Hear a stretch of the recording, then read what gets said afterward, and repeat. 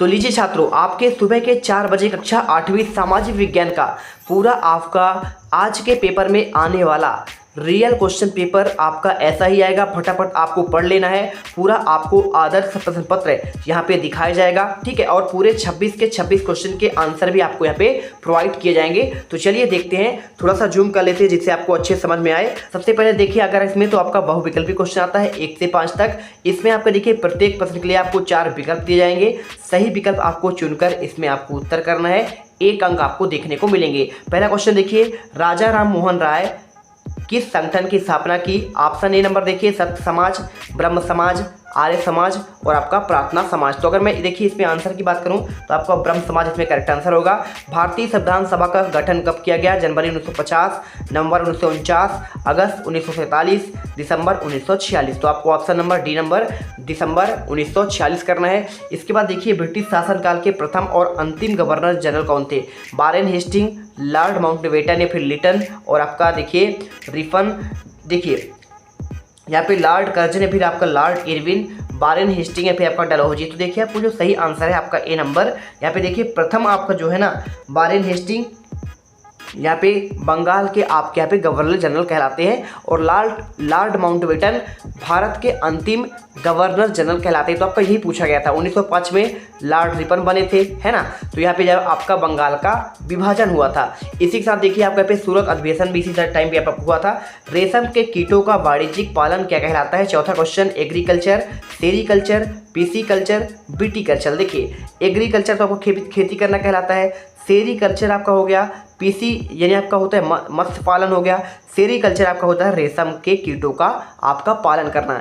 इसके बाद देखते हैं सघन जनसंख्या वाले क्षेत्र को क्या कहते हैं? 5वां क्वेश्चन, मरुस्थलीय क्षेत्र, नदी घाटी क्षेत्र, पर्वतीय क्षेत्र, फिर देखिए शीतोष्ण क्षेत्र। तो आपको देखिए ये आपका होता है नदी घाटी क्षेत्र में सघन जनसंख्या होता है। जैसे आपको देखिए गंगा नदी के किनारे या फिर आपका नर्मदा नदी के किनारे ज़्यादा आपका जो है यहाँ पे सघन आबादी पाई जाती है ना। आपको नदियों के किनारे ही यहाँ पे सबसे ज़्यादा क्या है आपका यहाँ पे क्या है धार्मिक और देखिए आपका यहाँ पे स्थैतिक यानी आपका लो है लोग ज़्यादा आपका निवास करते हैं, खेती किसानी सब कुछ करते हैं, ठीक है। चलिए तो यहाँ पे आपका ज़्यादा विकास होता है। आपको आंसर का लेना है। वीडियो में अगर आप पहली बार आए हैं, दिल से वीडियो को लाइक करें, चैनल सब्सक्राइब जरूर कर लीजिएगा, ठीक है। चलिए देखिए 6 से आपके 10 तक इसकी आपको देखिए पूर्ति करना है। 1 अंक आपको इसमें दिए जाएंगे।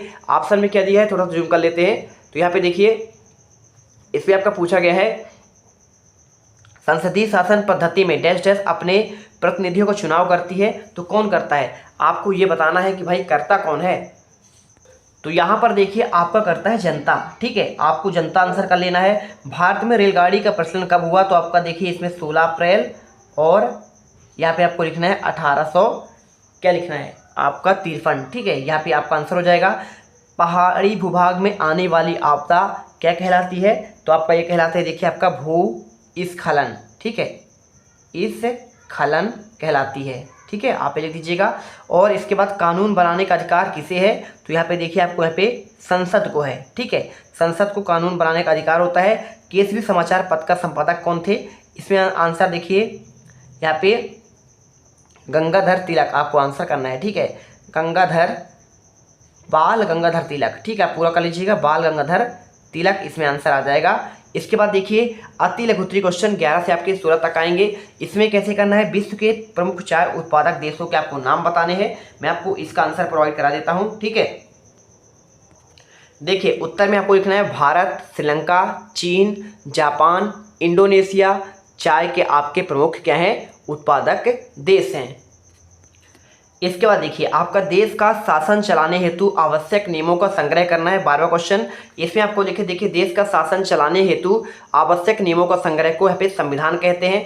इसके बाद देखिए क्वेश्चन 13, दीकू कौन थे? आदिवासी इन्हें क्यों नफरत करते थे? तो अगर मैं इसके आंसर की बात करूँ तो देखिए दीकू अंग्रेज लोग थे। ये आदिवासियों के क्षेत्र में हस्तक्षेप करने के कारण आदिवासी दीकों से नफरत करते थे। इसके बाद देखिए आर्य समाज की स्थापना किसके द्वारा की गई थी? तो आपको उत्तर लिखना है। आर्य समाज को देखिए 1875 में आर्य समाज की स्थापना स्वामी दयानंद सरस्वती ने की थी। इसके बाद देखिए दूषित पानी से होने वाली किन्हीं 3 बीमारियों के नाम बताइए। तो आपको देखिए इसमें लिखना है हैजा, पीलिया, टाइफाइड, चर्म रोग आदि दूषित पानी से होने वाली बीमारी है। गांधी जी ने किस कानून के विरोध में दांडी मार्च शुरू किया था? तो आपको देखिए उत्तर में लिखना है गांधी जी ने नमक कानून के विरोध में दांडी मार्च शुरू किया था। ठीक है, इसके बाद चलिए देखते हैं आपका यहाँ पे नेक्स्ट क्वेश्चन। इसमें आपको देखने को मिलेगा क्वेश्चन नंबर आपका यहाँ पे लघुत्तरी क्वेश्चन 17 से आपके 22 तक। इसमें आपको देखिए 3 अंक आपको मिलेंगे। पानीपत की तीसरी लड़ाई क्यों महत्वपूर्ण है, तो आपको देखिए आंसर में आपको लिख देना है। पानीपत की तीसरी लड़ाई यहाँ पे 1761 में अफगान आक्रमणकारियों अहमद शाह अब्दाली और पुणे के सदाशिवराव भाऊ पेशवा के तहत मराठों के बीच लड़ी गई, जिसमें मराठों की हार हुई और यह मराठों की सबसे बुरी हार थी। इस युद्ध ने भारत में अंग्रेजों की विजय के रास्ते खोल दिए।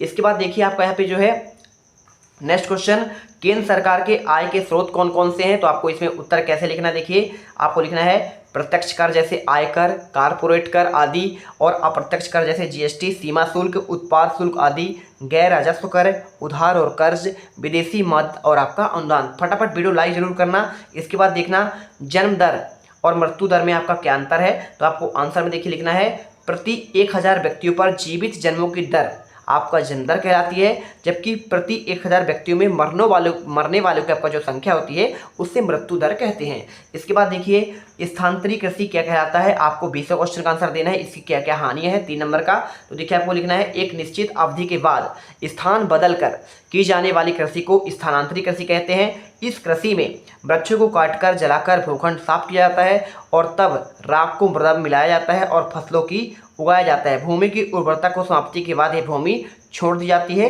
और कृषक नए भूखंड पर चला जाता है।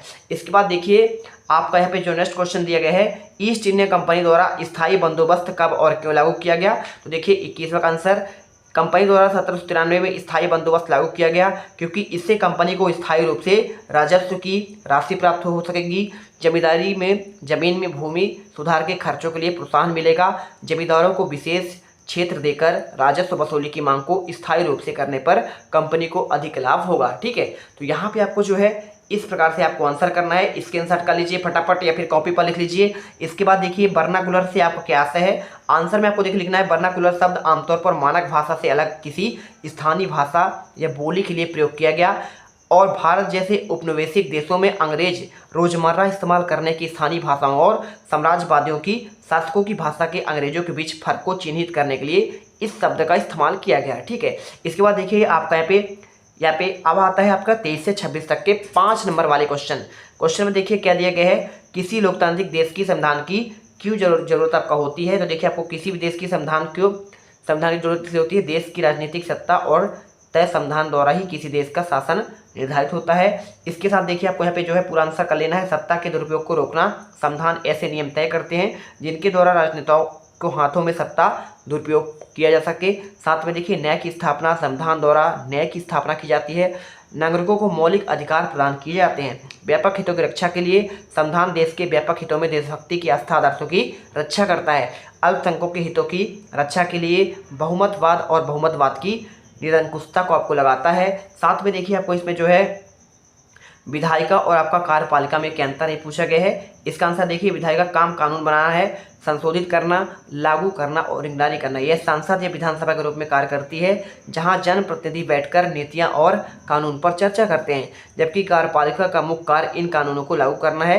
प्रशासनिक कार्यों का संचालन करना होता है। इनमें राष्ट्रपति, प्रधानमंत्री, मंत्री और सरकारी अधिकारी होते हैं जो सरकार की नीतियों पर जमीन पर उतरते हैं। क्वेश्चन देखिए 25वां क्या लिखा है, वनों से आपका होने वाले आपको लाभ बताइए, तो देखिए वन प्राणियों को आश्रय प्रदान करते हैं और ऑक्सीजन यहाँ पे प्रदान करते हैं। साथ में देखिए वनों से इमारत, लकड़ी, गोंद, रबर, घास, औषधियाँ आदि प्राप्त होती है।